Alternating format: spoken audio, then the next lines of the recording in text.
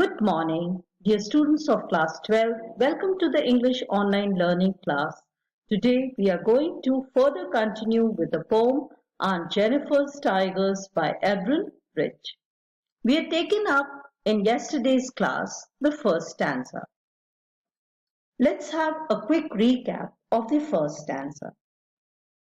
The first stanza serves to explain what the tigers represent.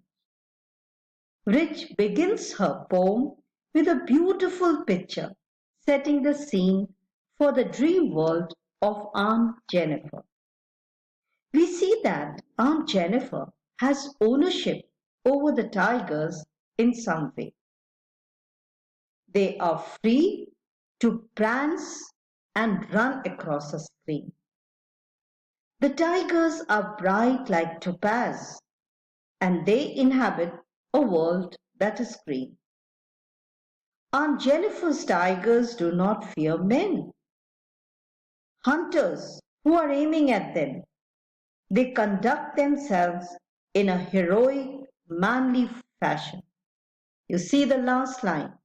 They pace in sleek, chivalric certainty. They pace, they move in elegance, with poise, and in a heroic manner. Certainty with confidence. The Aunt Jennifer's tigers are confident, certain of who they are and what they want. Now let us work on the second stanza. I'll read it out for you. Aunt Jennifer's fingers fluttering through her wool find even the ivory needle hard to pull. The massive weight of Uncle's wedding band sits heavily upon Aunt Jennifer's hand.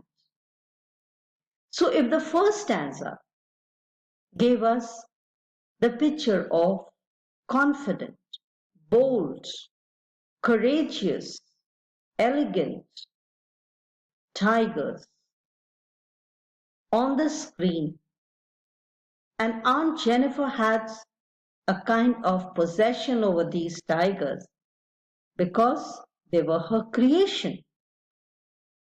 The second stanza explains who Aunt Jennifer is. In the first line, she is described to be working with a piece of wool. She is obviously doing needlepoint to a panel that will be placed in a pillow, quilt, or screen of some kind for the home. And her fingers are fluttering. They are shaking, they are fluttering,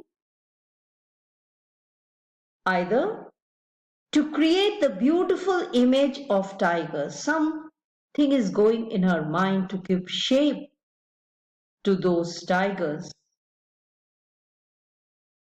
Her fingers are fluttering to create, say, the beautiful image of the tigers. Aunt Jennifer is expressing herself through the creation of her tigers.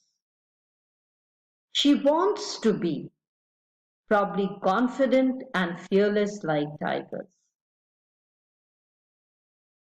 However, she finds it difficult to create those tigers, and express those feelings because of some kind of mental trauma.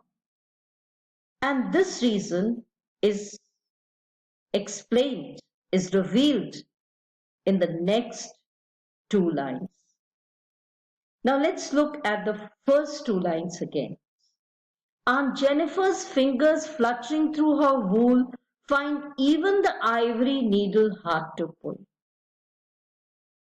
That shows probably how weak Aunt is.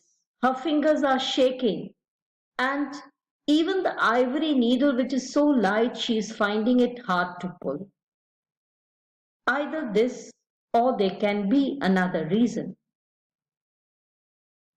As she is engrossed She's working with a piece of wool. She's obviously doing needlepoint. Her fingers are fluttering to create the beautiful image of tigers. She's expressing herself through the creation of our tigers. And she wants to be confident and fearless. She is in a mental trauma. She finds it difficult to create those tigers and express those feelings. Why? The massive weight of Uncle's wedding band sits heavily upon Aunt Jennifer's hands. These feelings are repressed by the weight of marriage, gender roles, and a dominating society. Uncle's wedding band represents a patriarchal society in which she lives, the male-dominated world. This weight is not something she's enjoying, as the band is described to sit heavily on her hand and keeps her from the only sense of expression she has, that is her needlepoint. Probably Aunt is suffering the traumatic marriage. She has suffered under the tortures and violence of her husband. That is why the weight of wedding band is described as heavy. It is sitting heavily upon Aunt Jennifer's hands. And this is probably keeping her from the only sense of expression that she has, which is her needle point. We have worked on the second stanza today. We are going to take up the third stanza in the next class. Work on the first two stanzas and come up with your queries. Thank you. Have a nice day. Take care.